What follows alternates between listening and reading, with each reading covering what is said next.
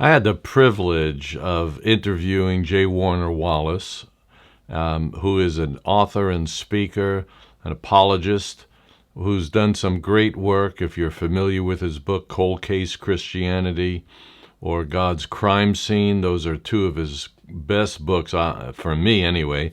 He's also written books for children where he helps them understand how to pursue evidence and come to conclusions. And Jim is he's a good friend. He has ministered in our conferences and seminars. I'll mention that during the interview as well. But his latest book, Person of Interest, is just a fantastic addition to an already great collection of reading. Person of Interest has so much information in it concerning Jesus, and the way Jim lays the book out is just tremendous. It's how he would approach a crime scene and look at what leads up to the crime, and then what is the after effects of the crime, and how you can make decisions based on those things.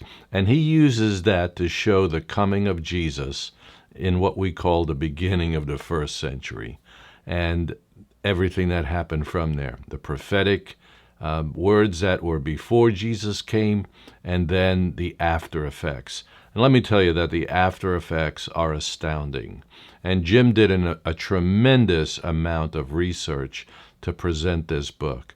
So this is worthwhile. Please listen to this interview and hear Jim's heart for doing the work of a detective to see if Jesus is really a person of interest. So I'm here with J. Warner Wallace, and Jim is a good friend. He's spoken at my conferences and seminars, and I've just been so blessed by his books and the work he's doing. If you don't know about Jim Wallace, he is a retired L.A. County detective. If I'm not saying it right, Jim, you stop and tell me. And perhaps is the most had the most appearances on Dateline, if I understand correctly as well. That you're the detective that solves cold cases, which is just a tremendous thing. And I've just finished reading Jim's book. I got it rather late. I was a little bit surprised that it took as long as it did to get to me, but I got his Yeah, book, I Person of was I Interest. was too, Ray. I was thinking, come on now. But I'm glad you got it, and I appreciate the fact that you would even read it because of all people, I know you read everything. So I was appreciative that you read it. I do. I love to read, and I've really enjoyed your work, Jim. It's been just such inspiration, and we were talking a little bit before, and I said it's given me a lot of material because my lane is the resurrection and the historical reliability of the New Testament. If I could do some things over again, I think I would do textual criticism. I just love Mm, that whole lane of things. And of mhm. course, your books really look at evidence, which is what every apologist ought to love and understand how evidence works. And this book is just it's overwhelming. There's so much information here. I can't imagine the research that went into this. It just I think this would be a dissertation, Jim. You could probably get a PhD out of this.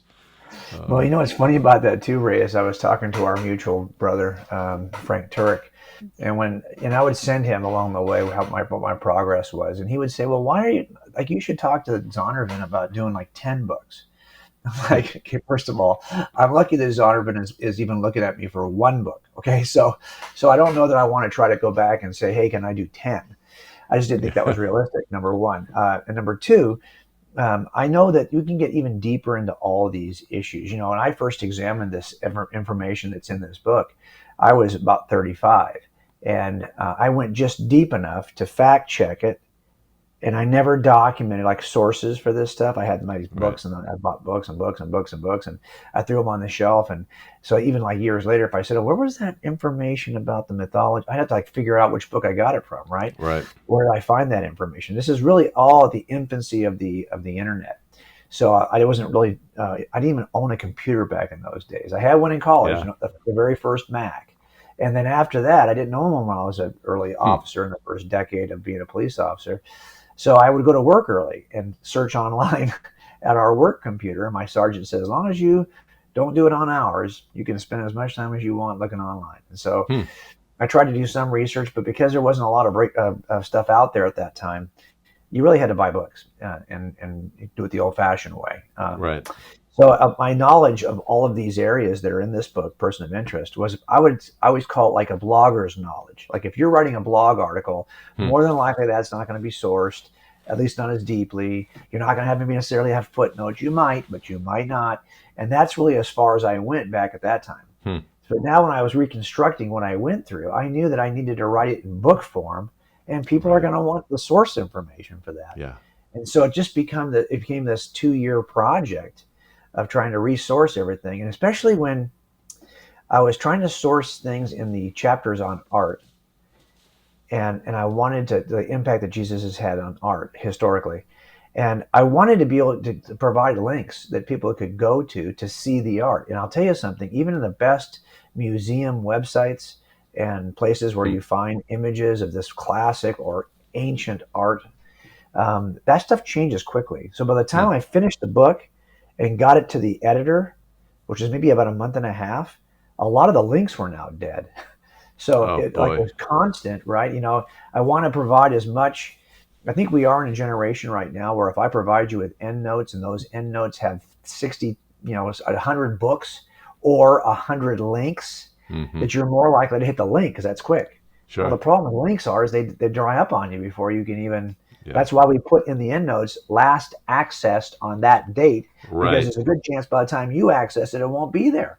Yeah. So it was definitely a labor of love, and it took a couple of years to assemble, but it ended up being probably more than one book within the construct of this. So what we're doing is we're trying to give it to you. Like I always put it this way: when you do a criminal trial in front of a jury, you might spend 10 weeks presenting hundreds of pieces of evidence, but when you get to the closing argument, you're not going to spend 10 weeks on your closing argument. You're Right. going to figure out how to summarize all of that stuff into a Right. persuasive 3 or 4 hour argument in front of a jury. Hmm. That's what the book is. A book is basically a persuasive argument based on all of the evidence that you're not going to go over in that kind of detail. That's why you kick it to the end notes. Yeah.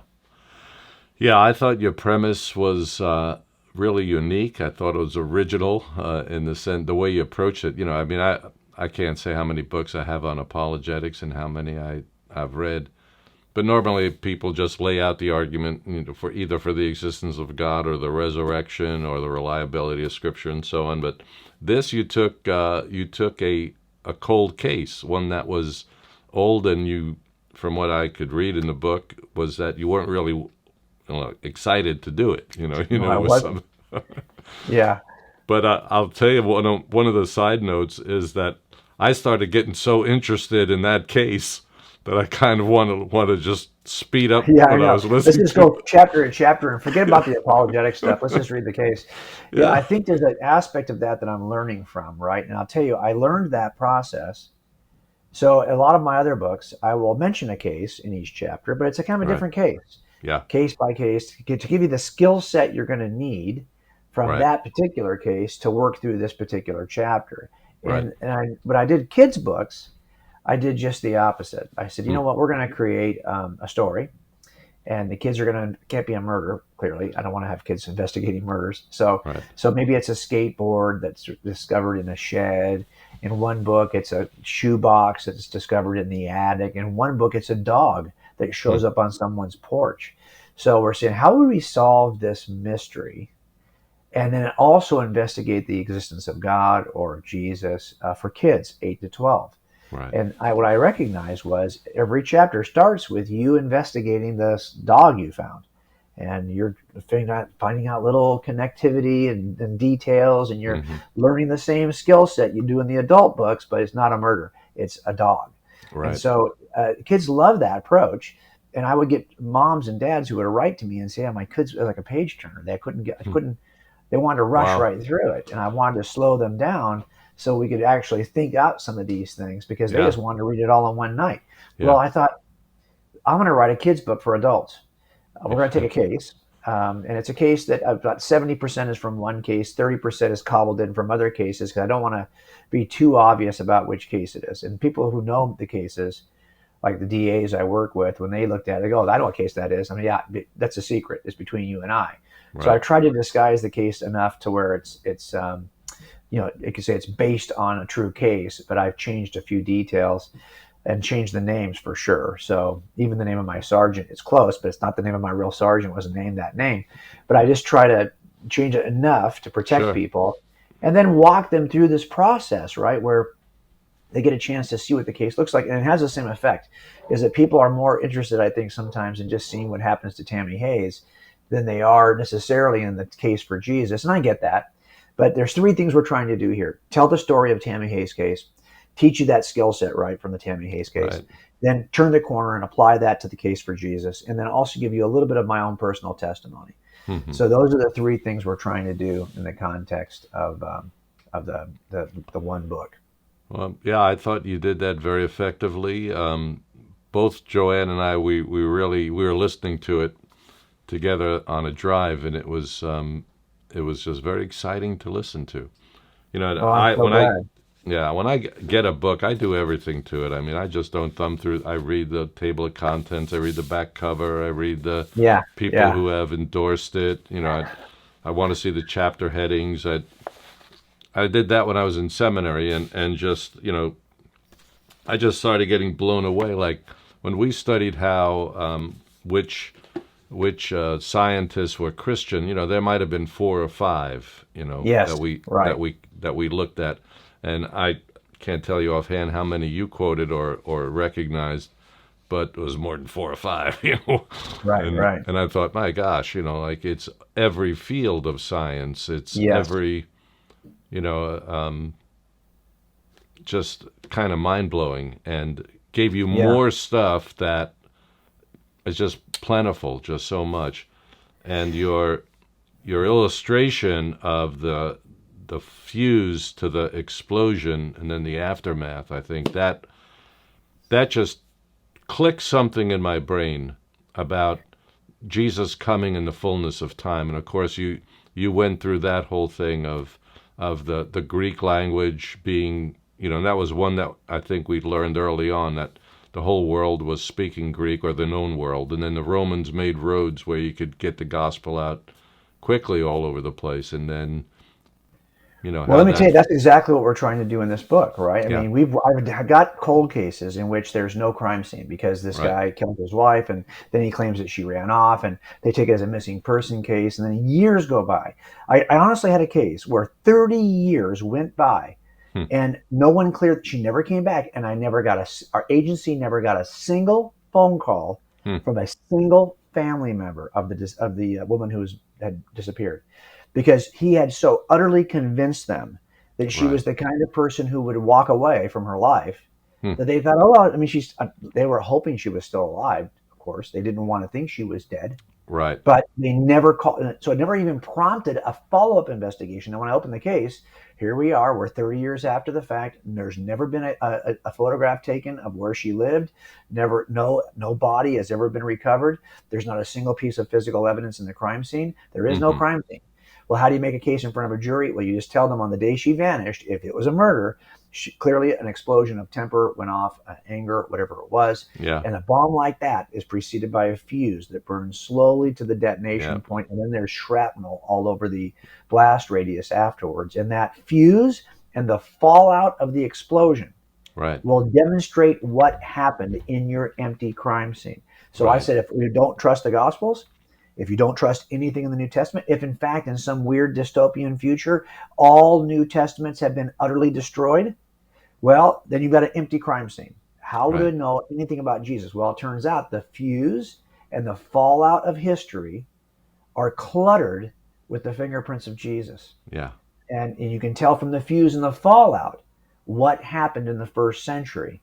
Yeah. As a matter of fact, from the fallout in the arts and in music and in architecture and in education and literature and in science, even in other world religions, the fingerprints of Jesus are so extensive that you could reconstruct the story of Jesus Right. from those aspects of culture. And that's what I was looking for.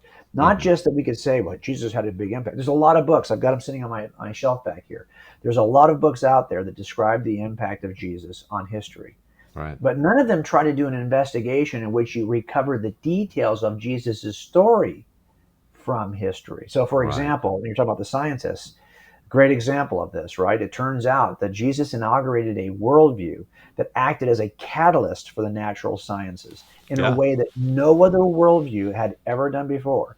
And if Hmm. you chart the progress of science, you'll see that Jesus stands at the beginning of the progression. Hmm. Everything follows Jesus of Nazareth. And it turns out that the scientists in the scientific revolution of the 16th and 17th centuries were dominantly, I'm Right. talking dominantly Christians, Christ followers. And you Hmm. could say, well, yeah, but and it was in Europe under Christendom. But you could say, well, okay, there's a lot of, I mean, everyone in Europe in the 16th and 17th century was a Christian. But not everyone in the world was in Europe Right. or was a Christian. Right. Why weren't the sciences exploding in Asia? Why weren't they exploding in Persia, in the Middle Yeah. East? Why weren't they explode? Why is it in Christendom that we have this huge, expansive journey into the sciences? It's something about the Christian. When I try to describe this in the book, but when you see the lists of scientists who are the founders and fathers and mothers and initiators of the modern scientific disciplines. Hmm. This is why, by the way, they call this the scientific revolution, because Yeah. so many of the modern scientific disciplines began in those 2 centuries. Right. And if you look at the fathers of these disciplines, they're Christ followers. And I've got a list of those disciplines. You'll be blown away. We've already seen it, right? So Yeah. I had, I like you, I kind of in the past I had a list, I think, online of maybe 100. Well, there's 950 in the Yeah. list, in the index, in the footnotes of this book, and they're in every major category. And, Hmm. and in the footnotes, I tell you what their names are, what discipline they're accredited for fathering or initiating, what awards they've won, and what denomination, if known, of Christianity they belong to. So Yeah. I want you to be able to see the variety of Christians who have, and by the way, all of these folks, not only have we contributed way oversized impact on the sciences, there's not all the other groups, whether they be agnostic or from any other theistic or non-theistic worldview put together, do not equal the impact of Christians in the science, Right. in the sciences, historically, all the way into the modern era. So it's not like, Yeah. oh, until Darwin gets here. No, even post Darwin, there's more scientific activity post Darwin than there is in the scientific revolution on the part of Christians. Hmm. So it's you cannot erase our impact on the sciences. And guess what? All of those folks, well, not all of them, but many of them wrote deeply about their religious beliefs. About their faith. Yeah. Yeah, and their Yeah. journals are filled with data about Jesus. If all you had were the personal journals Hmm. of the science fathers, you could reconstruct more about the person of Jesus, his ministry, his life, all of the gospels, than you could from the personal journals of the church fathers. Hmm. That's the impact that Jesus Yeah. had on the sciences. And Yeah. I think that's why and by the way, the whole point of this book is to ask the question, how could it be that this is the guy who leaves that kind of a mark? Yeah. And especially given all the other people who have lived and ruled nations and started companies and started families and owned property and wrote books and wrote concerts and have huge social media platforms. How is it, and have lots of money? I guarantee you the Elon Musks of the world Hmm. will not leave the mark that Jesus of Nazareth left, No. even with their Right. investments in the sciences. Yeah. No, I Jesus agree. inaugurated a worldview that Elon Musk and others are standing upon, Yeah. whether they know it or not. Oh yeah, absolutely. Just a simple illustration was like I read a lot of Neil Postman and his perspective. Amusing ourselves to death. I've read I think all of his books. Really enjoy the way he sees things, and he talks about Gutenberg a lot because of the way culture changed or the Western world changed after the printing press. And there's notations elsewhere that the Chinese had a printing press before, but they didn't have the effect with their printing press that Gutenberg had with his, because the first thing he did was print Bibles, obviously, and then started to print school books. where education flourished. And you wouldn't have public schools if you didn't have that printing press. And it just Right. And you shows wouldn't you, even have public schools, and the kinds of public schools you and I are thinking of right now right, are direct lineage of Christ followers who initiated such activity in education. It's a exactly. whole other chapter. Yeah, And you know that, and you're absolutely right. It's if you trace science, for example, you'll see it begins to bump up, and before that explosive 2 centuries that we call the scientific revolution, which happened to coincide with the Reformation, mm-hmm, you'll see that the printing press is right in front of that. yep, So it makes possible even a more extensive expanse of the Christian worldview that bears certain attributes that opens the door to science. You know, some of those things are just simply as simple as a high regard for the material world, a desire to get your hands dirty like the monks would do, and actually do more than think about the sciences, but actually experiment experiment, physically yeah, with the physical realm. The fact they initiated the educational systems and even the modern university as we know it today, where so much science is being done. I mean, the catalyst for the sciences. Now, you could easily, but this is not, I've mentioned this to others, that it turns out that the Muslims also had a huge impact on the sciences during the yeah, Middle Ages. mm-hmm, So from that period of time in the, say 6th, 7th century through till about maybe the 10th, 11th, 12th century, you will see activity. And many of the folks who are involved or credited with in scientific disciplines are Islamic, mm-hmm, but it stops and they kind of fall off the map. They kind of yeah, fall off the radar. And much has been kind of discussed about why this might be the case. There's a book out there called The Closing of the Muslim Mind that mm, kind of postulates that it's really a regard of how I view the Quran and what is going to be true, ultimately discovered inside the Quran or outside the Quran.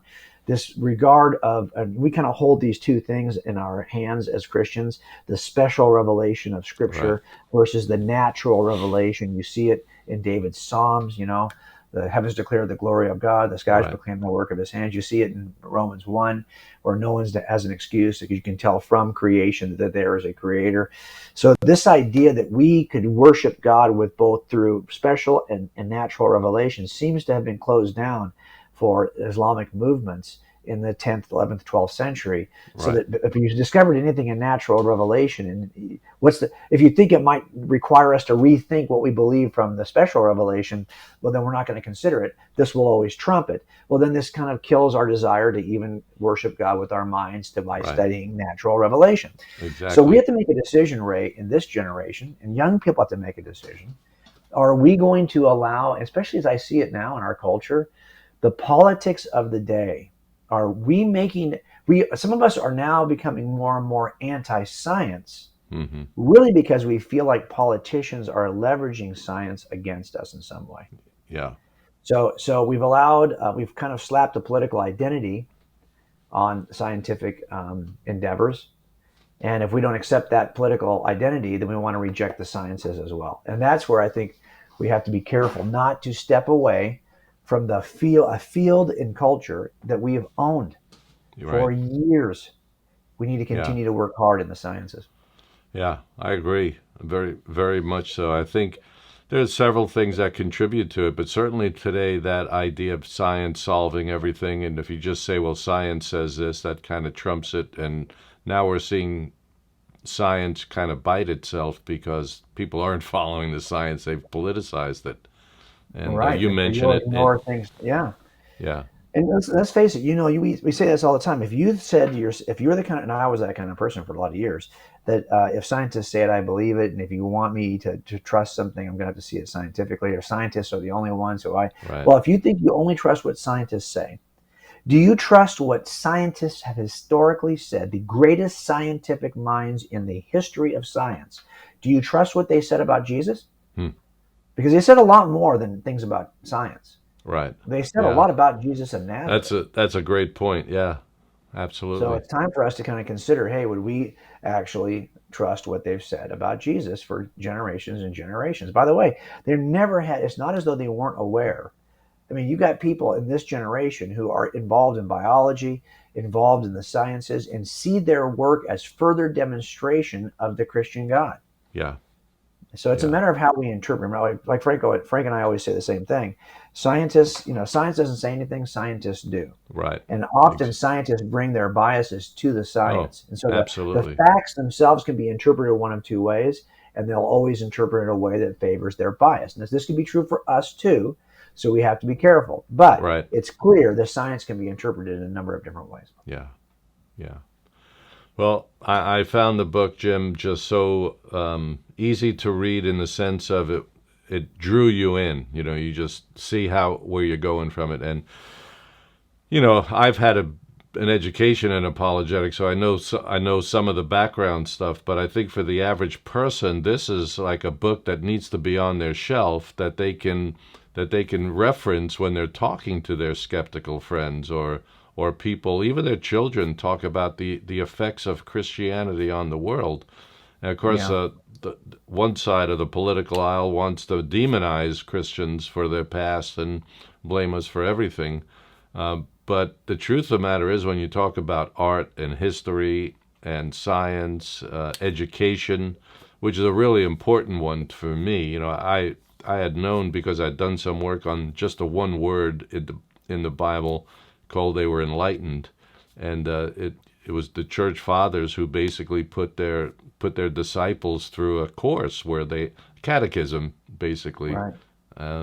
and really framed education in a very, very strong way. And that's, I think, the platform for our educational system today, basically. And here, Absolutely. Christians are the first ones starting it. And as you so readily said, and I want to say eloquently said, that every university that is a major university in the Western world, at least, was started by Christians for the propagation of the gospel, to train pastors and so on.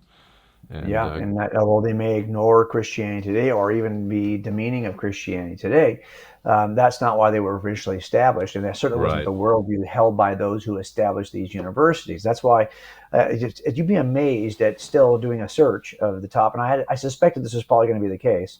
So I just made a list of all of the top universities listed in like the top 50, top 40, top 20. There's lots of lists out there for yeah, graduates in high school to look at to say, well, what are the top universities? And you see a lot of repetition. You'll see that those top 10 lists might share like 7 to 8, but you'll find some slip in there that aren't on other lists. So let's say that you end up with a list of 15. Well, those 15 universities from the top 10 lists of wherever you look, they're all been founded by Christians.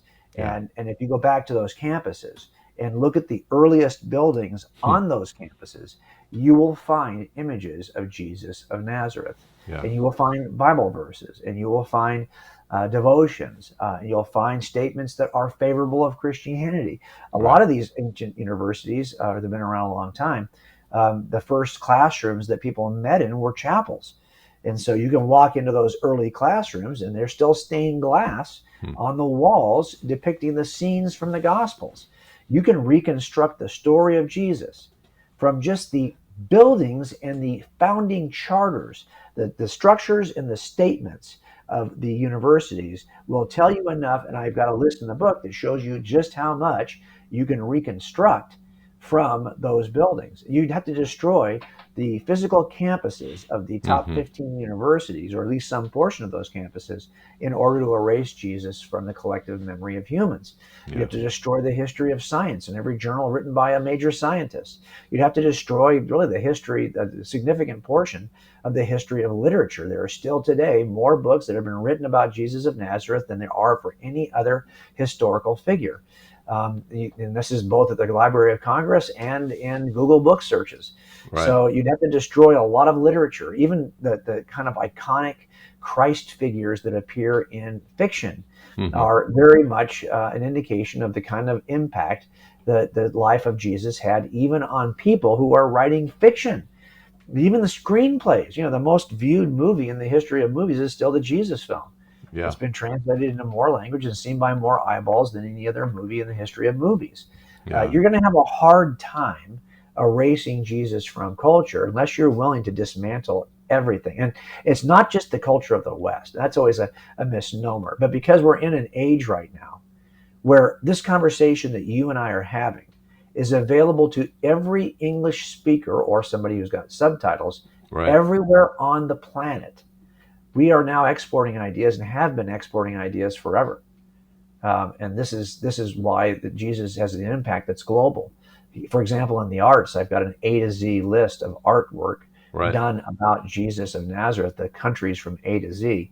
And if you look at it, you'll see that there's no other historical figure who has had that kind of global impact on Yeah. as an inspiration, as a source of inspiration in the arts. There just isn't. Now, the question you have to ask again is, why this guy? Right. Why Yeah. this guy who's Yeah. a nobody?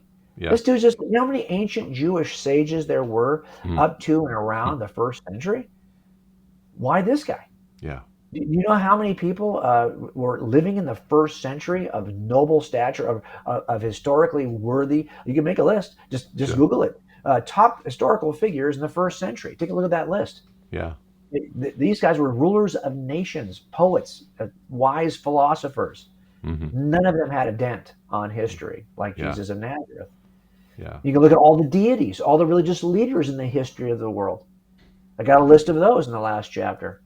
Take a look at them. They have Yeah. not had a collective impact that Jesus of Nazareth has had. And people don't even realize there's like another dozen or so people who claim to be the Jewish Messiah in the first 12 centuries of the Common Era. Hmm. And none of those folks you even know at all because they had no impact even on Judaism or on any other world theistic religion. Yeah. It's only this guy, Jesus of Nazareth. I think that Yeah. begs the question, it kind of, at least for me, it kind of provokes the question as to why. Now, it makes no sense if he's a human that he'd have this kind of impact. But if he is the God of the universe who stepped into his creation in the first century, then it seems to me this is exactly what I would expect. Yeah. That he would impact every important aspect of culture, even the ones that I, as an atheist, thought were most important. Because I was an artist and an architect before I was ever a police officer. Hmm.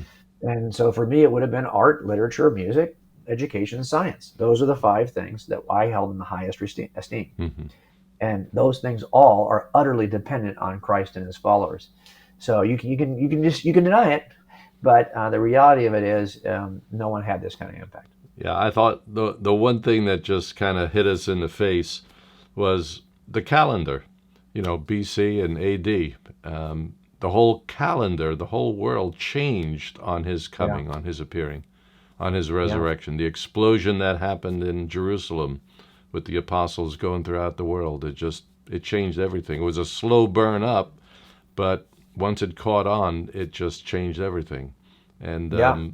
now we change the letters, and before the That's okay. Common Era. I'm okay with that. I'm okay. I don't care that we don't use BC and AD. Yeah. That doesn't bother me because it would bother me if we just reorganized the calendar altogether and we started it, with 500 years ago. Or we haven't Right. done that. No. We still kind of turn this corner, and so I think it's good because it provokes people to ask, like, okay, why are we calling this the Common Era? Yeah. Yeah. Right? If they're going to ask that question, that's great for us because we can provide an answer. Yeah. And that question is always going to remain as long as there's something we're calling the first century. Yeah. Really? Well, there were clearly centuries before the first Yeah. century. So what was it about this that makes it the first? Well, it's Right. Jesus of Nazareth. Yeah. So, Yeah. Well, I'm just so happy, Jim, to be able to put this out to the people who, follow my pages, my media, and that sort of thing, my social media, because definitely this will go up on my YouTube channel and on my Facebook channels, Facebook pages. yeah, thanks for it. I appreciate you, Ray. We're partners in this together, so I appreciate you working with us. Just the fact that we get to see each other occasionally and Yeah. do the same work, it's meaningful to me. So I appreciate it.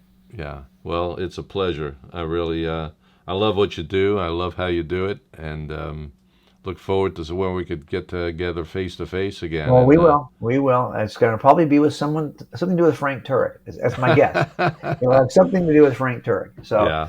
Frank's So I'm looking forward to it, brother. Frank's a good friend too. He's been Yeah, he very is. helpful. He is. Love the guy. Yeah. But Well, thank you say for hi to this, Joe Jim. for me, and let I her will. know that I'm thinking of her, and I will. I miss having dinner with her. Yeah. So, yeah, she's a kick. You- Anyway, I appreciate you, brother. Well, same here, Jim. We just really appreciate your work and always love to see a name come up somewhere, and say, hey, I know that guy.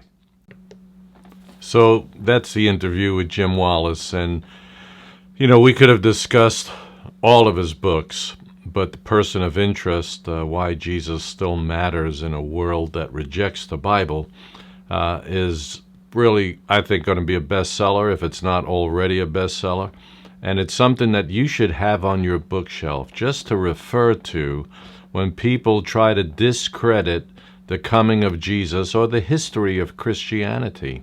When you see how Christians took off in education and history and science and all the things that are important to us today in life, education being one of the most important ones that the early church started.